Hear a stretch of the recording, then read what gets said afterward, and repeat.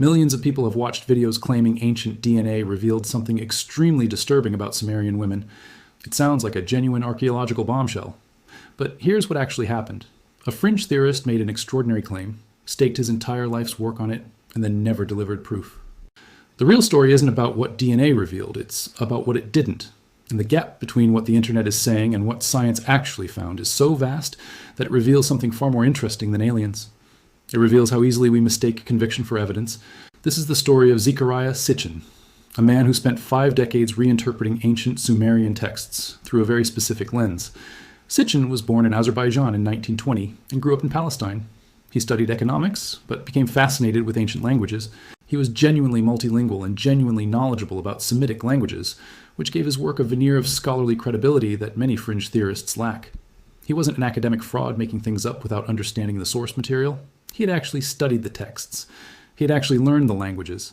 But he approached them with a predetermined conclusion about what he expected to find, and that predetermined conclusion shaped everything he discovered. That lens suggested that the gods described in clay tablets weren't gods at all. They were visitors from space, extraterrestrials who arrived on Earth thousands of years ago, manipulated human DNA, and created us as genetic hybrids. Sitchin called them the Anunnaki. He developed this theory starting in 1976 with his book The 12th Planet, and it became the organizing principle for virtually everything he wrote afterward. Every discovery, every new translation, every fresh encounter with ancient texts was filtered through this single interpretive framework. Now, when this theory first emerged in the 1970s, it occupied a specific cultural space. It was provocative, it was published, it attracted readers. But within academic circles studying ancient Mesopotamia and Sumerian civilization, it was treated with skepticism. Scholars who specialized in cuneiform texts argued that Sitchin's translations were selective, that he cherry-picked passages to support a predetermined narrative, and that his interpretation of Sumerian mythology violated basic principles of textual analysis. These criticisms didn't slow him down. Instead, they seemed to energize him. What made Sitchin different from other fringe theorists wasn't just his conviction, it was his method. He didn't retreat into pure speculation. He engaged with Sumerian sources directly. He learned the languages. He studied the clay tablets. He published dozens of books that looked rigorous, that cited ancient texts, that constructed elaborate genealogies of gods and demigods. And crucially, he made his ideas accessible. They reached popular audiences. They found their way into documentary films. By the 1990s and 2000s, Sitchin's narrative about ancient aliens engineering humanity had become embedded in popular culture as a credible alternative explanation for human origins. But Sitchin knew something that his most enthusiastic followers often missed. His theory, no matter how elegantly constructed, rested on an assumption that he couldn't prove. It assumed that the Sumerian texts really were describing genetic engineering. It assumed that references to creating mankind and divine DNA meant literal biological manipulation rather than religious or metaphorical language. And as Sitchin aged through his 80s and approached 90, he became increasingly aware that he might never have the evidence to vindicate his life's work. That's when he made a pivotal decision. In 2010, just months before his death at age 91, Sitchin turned his attention to a specific archaeological artifact. Her name was Queen Puabi. She was a high-ranking Sumerian woman whose remains were buried in the royal tombs of Ur, one of the most significant archaeological sites in Iraq. Those remains had been housed in the British Museum for decades, and Sitchin believed that her skeletal material still contained viable DNA that could prove his entire thesis. He made a public request. He challenged the Natural History Museum to conduct genetic testing on Puabi's remains. Puabi was a high-status woman from approximately 2450 BCE, buried in one of the richest tombs at Ur. Her remains included not just skeletal material, but also elaborate grave goods, or textiles and other artifacts that revealed details of her life and status. Sitchin believed that her physical remains would contain the genetic evidence he'd been seeking his entire career. He was explicit about what he expected to find. According to Sitchin, Puabi's DNA would contain anomalies, markers that couldn't be explained by normal human genetic variation, evidence of non-human genetic material, genetic signatures of the Anunnaki, and he was so confident in this prediction that he made a remarkable statement. He said he was willing to stake everything, his reputation, his life's work, his entire body of research spanning 50 years and dozens of books. If the DNA came back ordinary, if it showed normal human genetic patterns, then he would look foolish. Those were his exact words. Then I will look foolish. I'm really risking my life's work on this outcome. The Natural History Museum responded to his request with a polite refusal. They explained that they only accepted requests for ancient DNA analysis from researchers, with recognized expertise and proper facilities to conduct such analysis. They explained that they needed requests to come from established researchers working within formal institutional frameworks. They didn't see Sitchin as meeting those criteria. His background was in language and ancient texts, not in molecular biology or genetics. He didn't have access to laboratory facilities capable of conducting ancient DNA extraction. And while his interpretation of Sumerian texts had been influential in popular culture, he wasn't recognized as having academic expertise in the specialized field of paleogenomics. And that was the end of it. Sitchin died later that year without ever getting his test. And despite all his passionate advocacy, despite the decades he spent building his theory, despite his public declaration that he would stake everything on this single genetic test, nobody pursued it after he was gone. The request simply faded away when its originator died.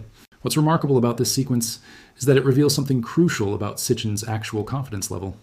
If he truly believed the DNA evidence existed, if he was genuinely convinced that Puabi's remains contained anomalous genetic signatures that would revolutionize human science, then his failure to pursue this rigorously before his death is telling. He could have conducted preliminary genetic analysis at independent labs. He could have assembled a team of willing researchers. He could have published findings in academic journals. Instead, he made a public challenge and accepted a museum's refusal. Now fast forward to 2024 and 2025. A new generation of YouTube creators has discovered Sitchin's narrative. They've repackaged his theory into sensational video titles. What ancient DNA revealed about Sumerian women is extremely disturbing. The disturbing truth ancient DNA revealed about Sumerian women. Millions of views. Thousands of comments from viewers convinced that they've stumbled upon suppressed evidence. But here's the problem. There is no actual DNA evidence. There are no disturbing findings. There is no revelation. What exists is a half-century-old theory, a deathbed challenge that was never followed up, and a massive gap between what the internet is claiming and what science has actually discovered. Because while Sitchin was making his hypothesis, actual geneticists were conducting real research on Sumerian descendants, and their findings paint a very different picture. In 2010, the same year Sitchin made his challenge to the museum, a peer-reviewed genetic study was published in the American Journal of Physical Anthropology. This study examined 143 individuals from the Marsh Arabs of Iraq, a population that is considered the direct descendants of ancient Sumerians. The study was rigorous.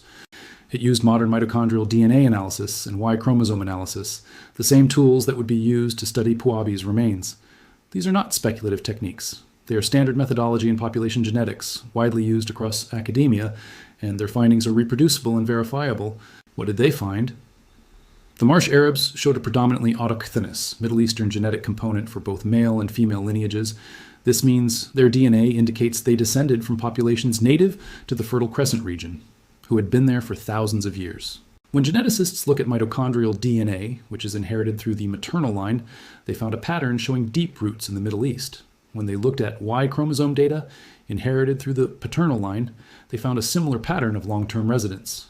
There were some West, Southwest Asian, and African contributions, which is consistent with what we know about population movement and trade in ancient Mesopotamia. These weren't mysterious or anomalous. They reflected normal human migration patterns. But nothing about the genetic data was anomalous in any way.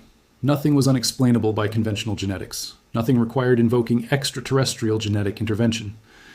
The researchers explicitly addressed the question of whether outside populations had dramatically altered Sumerian genetics. They examined the genetic evidence for the introduction of new farming techniques and animal husbandry from the Indian subcontinent, which historical records definitively suggest occurred in Sumerian history. Rice farming and water buffalo herding came from South Asia.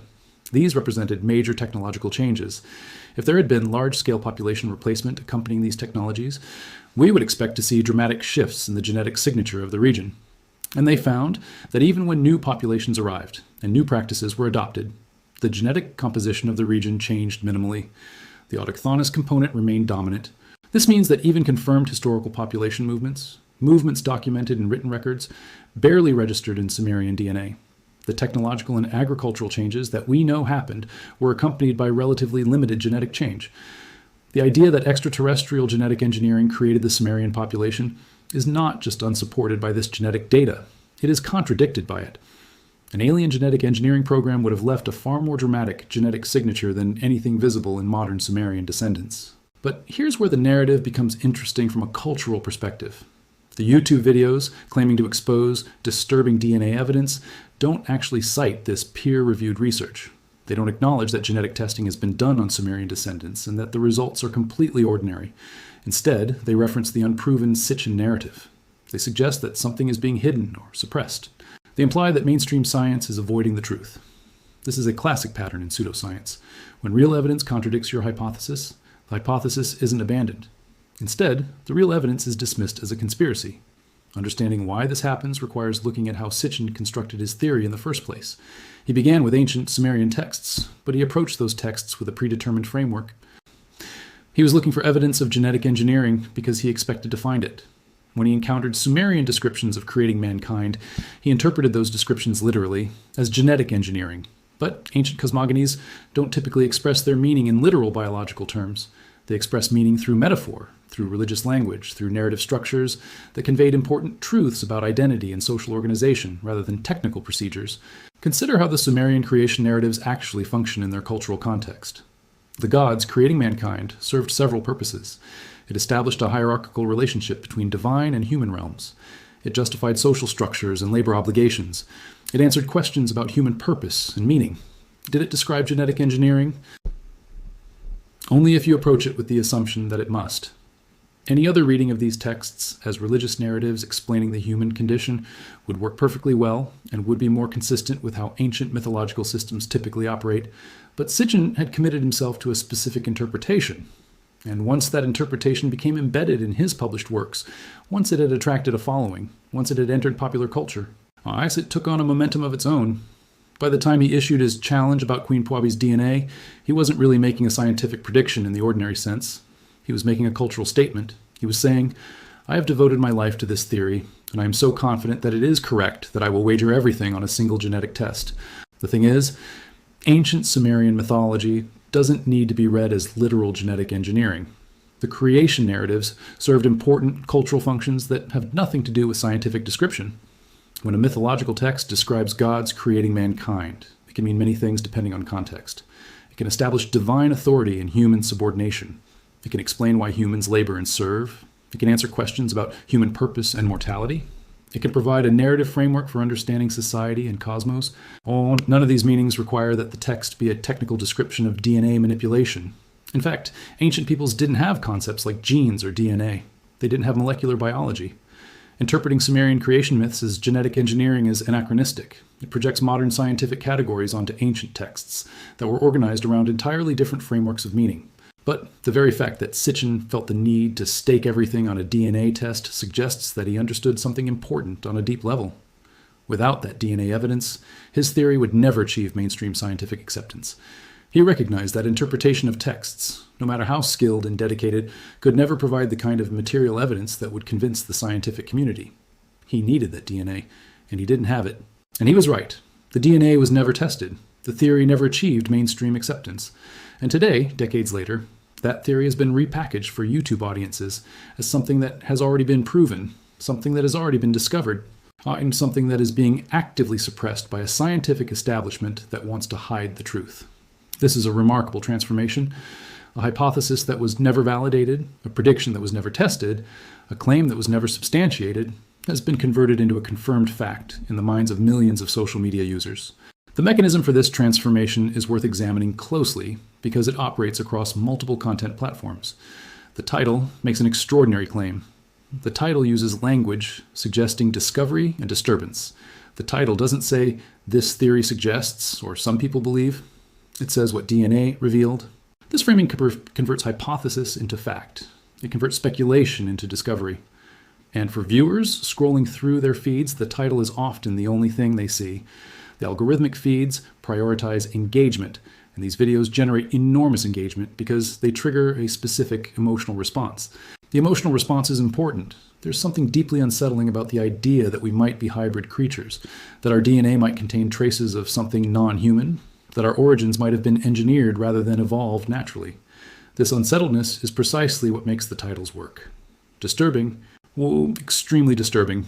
What they don't want you to know. Suppressed evidence. These framings tap into a broader cultural anxiety about technology, about control, about what might be hidden from us. And this is where the real story becomes interesting. Because while these videos are referencing a theory that is not scientifically supported, they are plugging into something that resonates with genuine human concerns. In an age of genetic engineering, CRISPR, and increasing technological control over biology, the idea that our DNA might have been deliberately modified touches on real anxieties. It's just channeling those anxieties toward a completely false historical narrative rather than engaging with actual contemporary biotechnology. The irony is that real genetic science is actually far more interesting than Sitchin's alien hypothesis. What we have discovered about Sumerian DNA, about how populations mixed and moved and adapted across the ancient Near East, about how new technologies and practices spread through cultural contact rather than wholesale genetic replacement, this is genuinely fascinating. But it doesn't generate viral videos because it requires nuance. It requires understanding what genetic variation actually means. It requires accepting that humans have always moved, always mixed, always created new societies that blended different populations. The actual genetic findings show us that the Sumerian civilization was built by people with diverse origins who had been living in the Fertile Crescent for thousands of years before the first cities emerged. Their DNA shows the signatures of this long-term habitation. It shows some mixing with populations from other regions, consistent with what we know about trade routes and cultural exchange. It shows a society that was demographically dynamic and genetically diverse, much like any human population. And it shows a people who were entirely human, with no anomalous genetic markers, no extraterrestrial signatures, no evidence of deliberate engineering. What killed Sitchin's theory, ultimately, wasn't aggressive scientific refutation. It was simply that when we finally had the technology to test it, the test didn't support it. Puabi's remains were never tested because the museum didn't see the point. But even if they had been tested, they would have shown exactly what modern genetic research on Sumerian descendants shows: completely ordinary human DNA, the kind of DNA you'd expect from a person whose ancestors had been living in Mesopotamia for millennia. This brings us back to the videos flooding social media. They are making claims about discoveries that were never made. They are referencing genetic findings that don't exist. They are presenting as confirmed fact what remains a rejected hypothesis from a theorist who died 15 years ago without ever obtaining the evidence he said would prove his theory. And remarkably, the videos are attracting more views now than the original hypothesis ever did, when it was actually being actively promoted by its creator. What this reveals is something important about how misinformation operates in the modern media ecosystem. It's not typically spread by people deliberately trying to deceive. It's spread by people who have encountered a compelling narrative and are repackaging it for algorithmic visibility. The creators of these videos likely genuinely believe that they have discovered suppressed evidence. They've seen the title format work. They've seen that videos with these kinds of claims generate engagement, and they've added them to their content production pipeline without thoroughly fact-checking the claims themselves. The Sitchin narrative is particularly resilient because it has multiple layers of apparent legitimacy. Sitchin was genuinely knowledgeable about Sumerian language and texts. His books were published by mainstream publishers. His ideas have been discussed in documentaries and books with professional production values. Someone encountering this material for the first time, without specialized knowledge of ancient Mesopotamia or genetics, might reasonably assume that it represented a legitimate alternative academic perspective, rather than a fringe theory that mainstream scholars have consistently rejected. But the existence of published books and documentaries doesn't make a theory correct. Publishing is a business that includes pseudo-scientific works alongside rigorous scholarship. The fact that Sitchin could read Sumerian texts doesn't mean his interpretations were accurate. Scholars who study those same texts in the original language have consistently disagreed with his translations and conclusions. This disagreement was not based on suppression or conspiracy. It was based on close textual analysis. It was based on understanding how ancient mythological systems work. It was based on methodological principles that distinguish legitimate scholarship from creative interpretation. The tragedy of this Sitchin narrative is that he took a genuine intellectual curiosity, questions about human origins, about the meaning of Sumerian mythology, about how ancient peoples understood their own identity, and directed it toward predetermined conclusions. He didn't follow the evidence. He selected evidence that fit his hypothesis and interpreted it in ways that only made sense if you already accepted his framework. This is the opposite of how science proceeds. Science proceeds by developing hypotheses, making predictions, and then testing those predictions against evidence. When the evidence contradicts the hypothesis is revised or abandoned. Sitchin was asked to do this in 2010. He could have revised his theory based on the genetic research showing normal Sumerian DNA. Instead, he made his final challenge. He doubled down. He demanded a test of specific remains, and when the museum declined, he didn't pursue it. He died with his hypothesis untested. And now in 2024, the hypothesis has been transformed by social media algorithms into confirmed fact. a falsifiable claim that was never actually falsified, because it was never actually tested the way Sitchin himself demanded it be tested, has become presented as established truth. This is where critical thinking becomes essential. And when you encounter a video claiming to reveal suppressed evidence about ancient DNA, ask yourself certain questions. Where is the actual scientific data? Where are the peer-reviewed publications? Where are the genetics papers describing these findings? If you search academic databases for research on Sumerian DNA, what do you actually find? You find that genetic testing has been done. You find peer-reviewed studies published in respected journals. You find that the results show normal human genetic variation. You do not find evidence of extraterrestrial genetic engineering. You also find something else. You find that mainstream genetics has not suppressed Sitchin's theory. Academic journals have published critiques of it, and researchers have engaged with his ideas and explained why they don't hold up under scrutiny. This is not suppression. This is scholarship. Suppression would look like silence, like an absence of engagement, like an unwillingness to even discuss the ideas. What actually happened is that the ideas were discussed and found to be unsupported by evidence. The Sumerian DNA story is ultimately a story about how narratives spread and how they transform in the process of spreading. It began as a creative reinterpretation of ancient texts by a scholar who was marginalized by mainstream academia. It evolved into an elaborate theory backed by published books and popular documentaries. It was posed as a testable hypothesis when Sitchin made his challenge about Queen Puabi, and now it has been transformed into established fact by content creators who are mining the remnants of that hypothesis for social media engagement. The actual DNA evidence tells a different story. The people who built Sumerian civilization were human beings who had adapted to the Fertile Crescent over thousands of years. They were genetically diverse, but not anomalously so. They showed no signs of artificial genetic engineering. Their DNA reflects normal human variation and mixing. Their origins can be traced through the genetic record not to space, but to the region they occupied. And their accomplishments, which were genuinely remarkable, writing, mathematics, law, architecture, agriculture, were achieved through human intelligence, creativity, and cultural accumulation, not through extraterrestrial intervention. This is actually a more impressive origin story than the one Sitchin offered, because Sitchin's version, in a way, diminishes human achievement. It suggests that we only developed civilization because we were genetically engineered by superior beings. But the actual history shows us something different. It shows us that humans, entirely on our own, developed some of the world's first cities, that we invented writing to keep records and manage complex agricultural societies, that we developed sophisticated systems of law and governance, that we understood mathematics and astronomy well enough to create calendars and build monuments that still stand today. We did this not because we were engineered by aliens, but because humans have always been capable of remarkable things. The Sumerian civilization deserves to be understood accurately, both because historical truth matters and because the actual history is significantly more interesting than the fictional version that circulates on social media. And the people who created that civilization deserve to be recognized as fully human, fully capable, fully deserving of credit for their remarkable achievements. The viral videos claiming to reveal disturbing DNA evidence are not doing them that service. Instead, they are perpetuating a narrative that fundamentally denies human agency and attributes human accomplishment to extraterrestrial intervention. This diminishes rather than elevates our understanding of what humans are capable of achieving.